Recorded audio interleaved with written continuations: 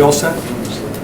Recording in progress. I guess we are. All right, this is the Personnel Committee for the City of Green Bay on October 25th at 4:32. We'll start out with roll call. Alder Hutchinson is here, Alder Burnett is here, Alder Galvin is here, and Alder Johnson has been excused. I will entertain a motion on the agenda. Move to approve. Second. All those in favor say aye. Aye. Aye. That passes unanimously. Has everyone had a chance to look at the minutes? And if so, I'll entertain a motion. Move to approve. Second. All those in favor say aye. Aye. Aye, that passes unanimously. On the regular business, E, number 1, consideration with possible action on a request to fill the following replacement positions and all subsequent vacancies resulting from internal transfers. Item A is administrative clerk from Public Works. Does anyone have any questions for staff on this?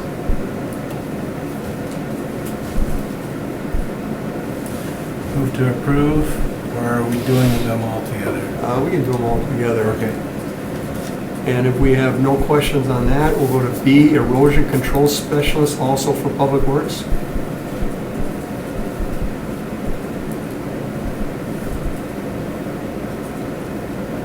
I do have a question.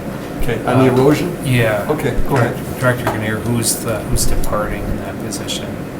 Michael DeBush. Michael DeBush. Okay. Is this a hard position to fill? Is it, I mean, applicants few and far between, or is the pay scale okay? I mean, I will say that they have been a little bit challenging because it is a rather particular skill set.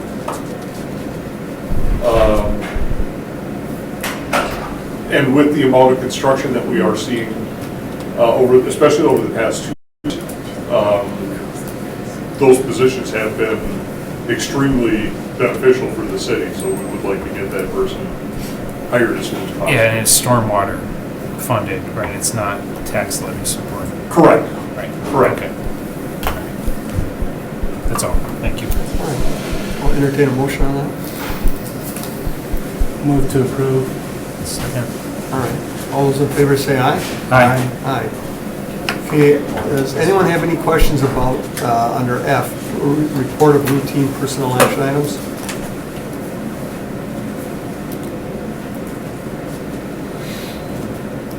Motion, is it to receive and place on file, or is it informational? It's informational. All right.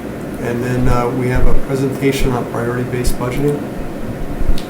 Yeah, so I can jump through that. It's hopefully fairly brief. So we're giving an update on priority-based budgeting. We've been working on this for about 10 months. I'm going to try to condense it to about 10 minutes. So hopefully it's not too high level, and hopefully everyone understands what we're going through. If you have any questions along the way, just jump in, please. So we partnered with ResourceX. ResourceX is a company that provides a software platform and the expertise to help us with priority-based budgeting. They've helped over 100 cities in the U.S. And so what is priority-based budgeting? What we're trying to do is make decisions based on the data we put in our budget that aligns with the resources and the priorities that we have from the city strategic plan. So what we do is we create program inventory, which is services that all of our departments provide.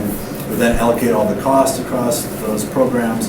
We then align and score them with our priorities. And then from there, we make decisions on where we're at. So this is a timeline of where we've started. So in end of last year, oh, someone's in the waiting room.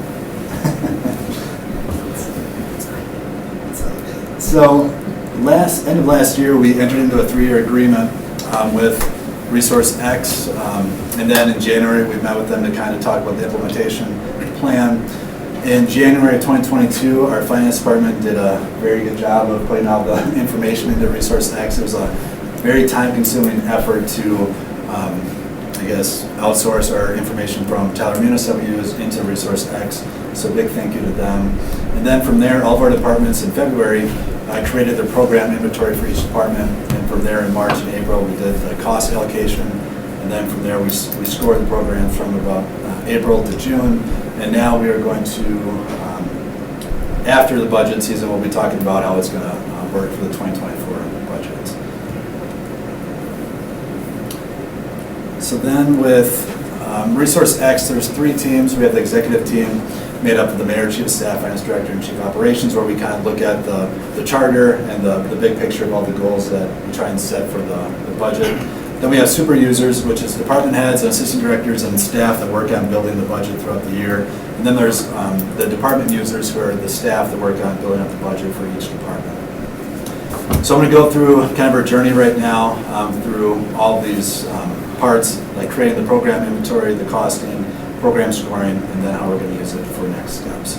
So what is a program? So a program is really trying to tell the story of all the services that the city provides. So when you think of like community policing, snow removal, it's a few things I don't have up there, like litigation, inspection, recruitment. So the programs can be either external, they impact the community, like parks, public works, police and fire, or they can be internal, like payroll, IT, HR, and legal. So once we have all the programs created by departments, we then allocate the cost. So the cost can be either personnel, non-personnel, or revenue. I'm going to go through kind of an example. So when you look at the budget book, and this is from last year, this is just a snapshot of HR, and we have office supplies, and we have $4,110 for office supplies. You're kind of thinking, well, what are they used for? You know, I can tell you, well, they're used for human resources. But I'll give you a hypothetical of what priority-based budgeting is trying to do. So we have our line items like office supplies and fuel, and then we have programs like permit review and regional planning and inspections. So with the office supplies and fuel, what we need to do then is allocate those costs to those programs. So in this situation, we have $10,000 for office supplies, $5,000 for fuel, and we're going to allocate those line items to the programs that we have. So $6,000 to permit review of the office supplies, $1,000 to regional planning, $3,000 to inspections, and then do the same thing for fuel. So then from there, you can see the line item is $10,000 for office supplies, but what Resource X and priority-based budgeting will show you is that how much of that office supplies is used for our actual programs.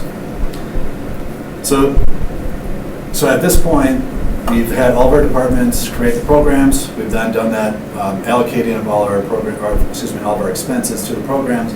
The next step is now to score all of our programs. So this is a 4-step process, and pretty much all these steps I could spend about an hour on, so we're not going to do that. So this is very high level from there. So there's 4 steps to the scoring.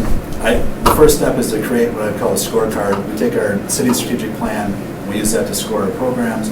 Then the departments score them. Then we have peer review scoring, which is teams from different departments scoring other programs for other departments. And then we have the final review to make sure they're consistent. So we look at the results and definitions, which is our scorecard. That's our city strategic plan that we are putting into results that we score the programs on. So it's community results and then internal governance results. So the internal results that we have would be workforce, which is we're building a diverse, inclusive, engaged workforce, focus on autonomy and flexibility, training and development, and then fiscal responsibility. And then when we think about our community initiatives, we have long-range fiscal strength and sustainability, balanced and equitable community, customer service, and then 21st century infrastructure. So all of our programs, we're scoring against those to see how well they align or directly relate to our city strategic plan. So this is the rubric that we use, and I'm not going to go through it in detail, but this is what helps us determine how well they align each program with our initiatives. And then here, this is our basic program attributes. This is what Resource X has come up with, and they use this for all the municipalities. It helps us determine, I guess again, the priority of our program. So you look at mandate here. Under that category, you think about, is it the program that we have, is there any legal mandate that we continue this program? Is there a self-mandate, or is there no legal mandate at all? Under reliance, it's, can other entities provide the service, or is this a service that only the city can provide? Cost recovery, can we recover, cost work, can we charge fees? And then population serve, it changes if it's internal, we think about our employee population. If it's external, we think about the community population, and then demand. Is it decreasing, flat, or increasing? And then again, with the scoring process, departments go first, peer review, super users, and then we use the data to make decisions. And then once all the programs are scored, they're put into a system where it's called quartiles, and it just determines how well they align with our initiatives. So I know that was a lot, but hopefully I can give you an example of what we're trying to accomplish here. So this is the 2022 budget line item book for HR. And if you said, or if you asked me, you said, Joe, what do we budget for recruitment every year? What I would need to do is think to myself, all right, we have regular salaries, we have 10 employees, so I have to kind of figure out what out of that 644,000 is dedicated for recruitment. We have health insurance, dental insurance, and then we have training and travel.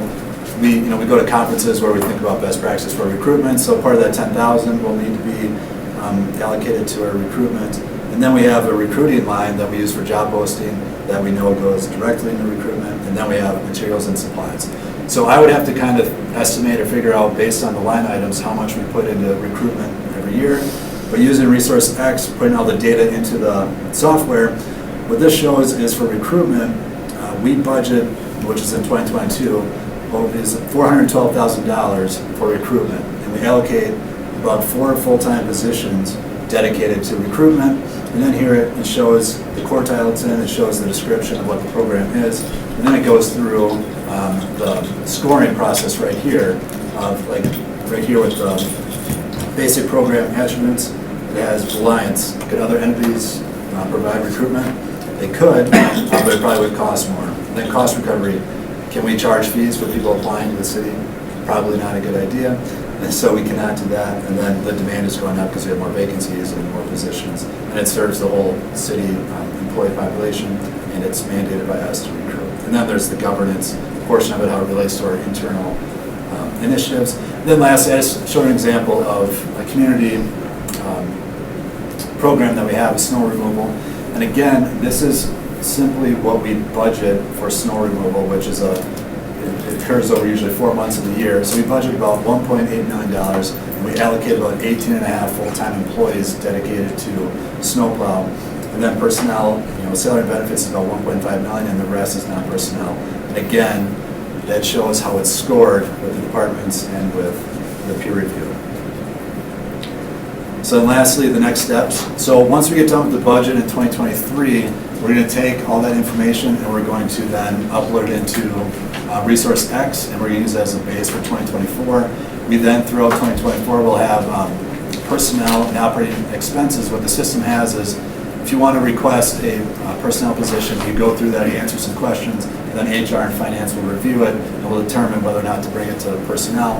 And then what we hope to include the Common Council next year is to provide those reports and some more data, hopefully around the, let's say, spring, June of next year, so you can have a better idea of what we spend our funds on, what our programs are, and it can help you make some decisions during the budget. And then also, the mayor is hoping that the mayor's proposed budget in 2024 can use some of these Resource X reports to help the public understand the budget.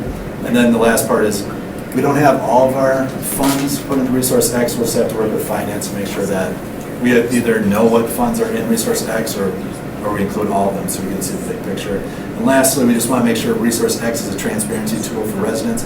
Right now, we're able to take these reports and we can put them online, put them on our website, or we could work with Resource X to have more of an interactive tool for the public to use. So, a lot of information, like I said, 10 months and 10 minutes. So, any questions on it?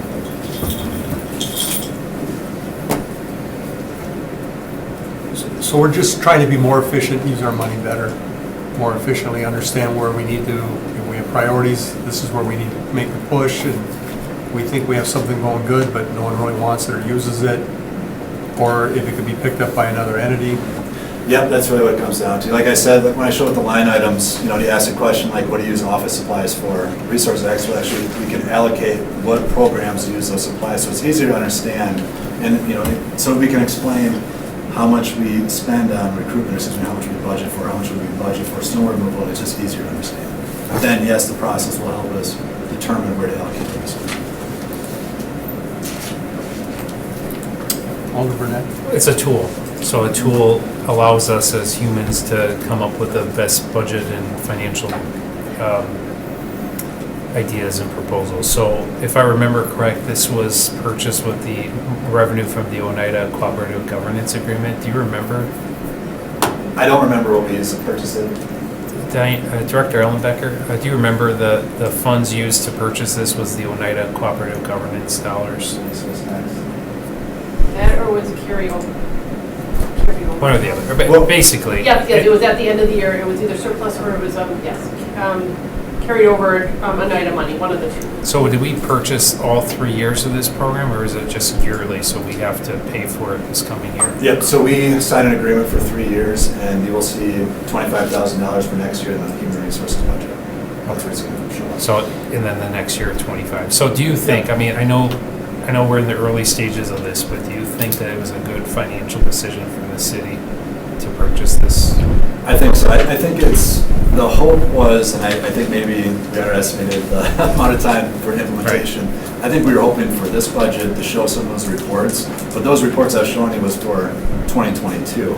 So we don't even have the data for 2023 right now. So hopefully for 2024, we should have all the information and be at least more transparent and easier to understand the budget.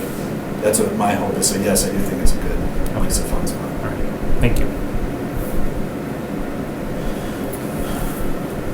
Okay, and that's just informational also, so we don't need to have a motion on that or anything else. Our next meeting, joint finance personnel, on November 3rd at 3 p.m. That's Thursday at 3 p.m. I'll entertain a motion for adjournment. So moved. Second. All those in favor? Aye. Aye. All right, we are adjourned.